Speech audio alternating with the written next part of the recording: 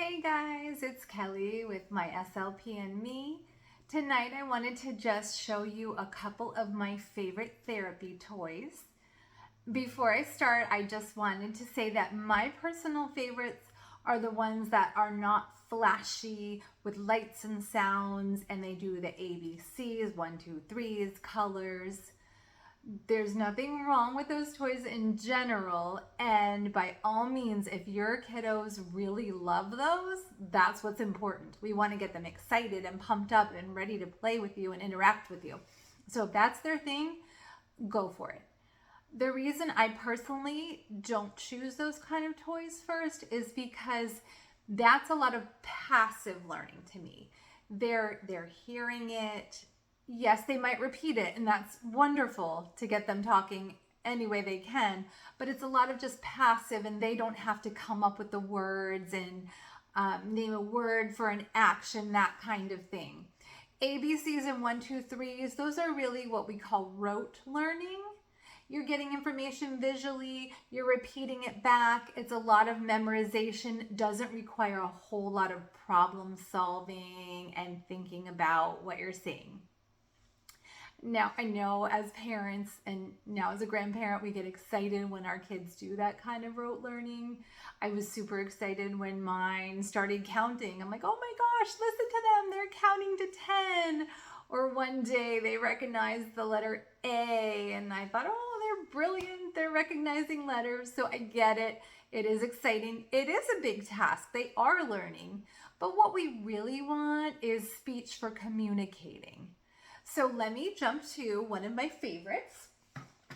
So this is the fishbowl, and I use this a lot. I can use it with my littlest of littles on up to maybe kindergarten. I've even had some first graders that really love to play with this fish. So this one is a fishbowl. There's a million different versions. I have a piggy bank. I have a cookie jar.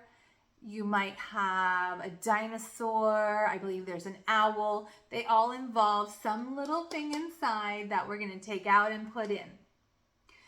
So those are a couple vocabulary words you can use. In and out. You can count. You can name the colors.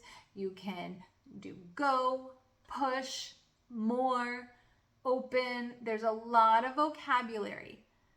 And speaking of that, 4 of my favorite must-have words with my nonverbal kiddos especially are the following: open, help, more, and all done. And yes, I do pair a sign with those words. I like that personally. I like to have the motor movement along with the verbalization. A lot of my kiddos don't have the ability yet to verbalize. They're struggling with the motor movements and combining that with sound.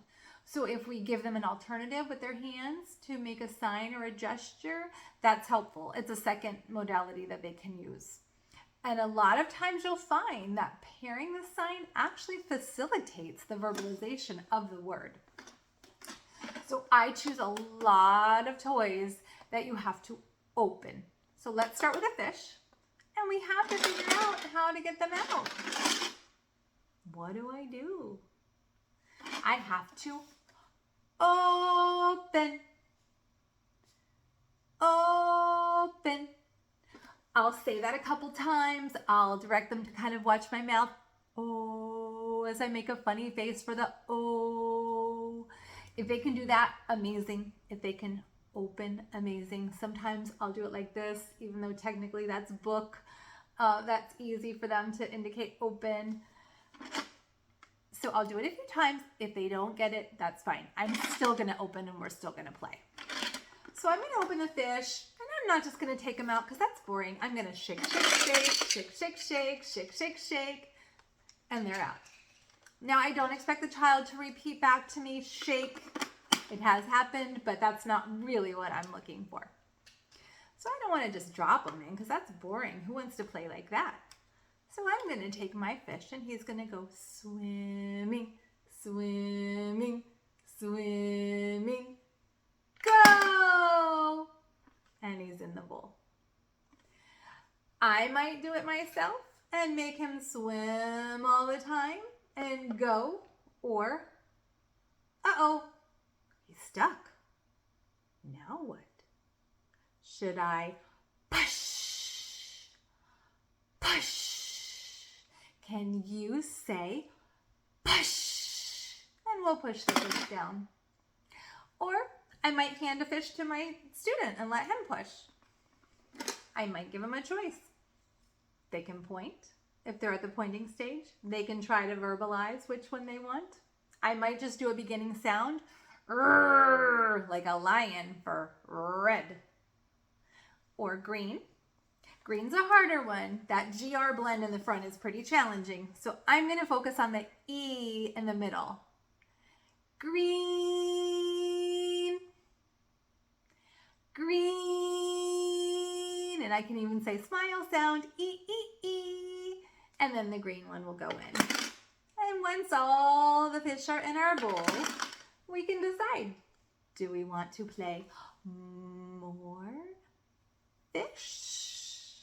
And I teach that one as a sign because that's a fun one. It's a wiggle, wiggle hand, fish. And I'll ask them to wiggle, wiggle. So we can play again, or we can be all done. And once we're all done, we're gonna say bye. I say bye to all of my toys just because it's a fun one. Bye. Bye, fish.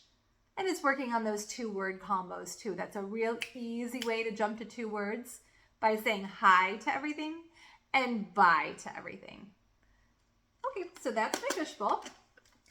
And another old school, but still fun, is Mr. Potato Head.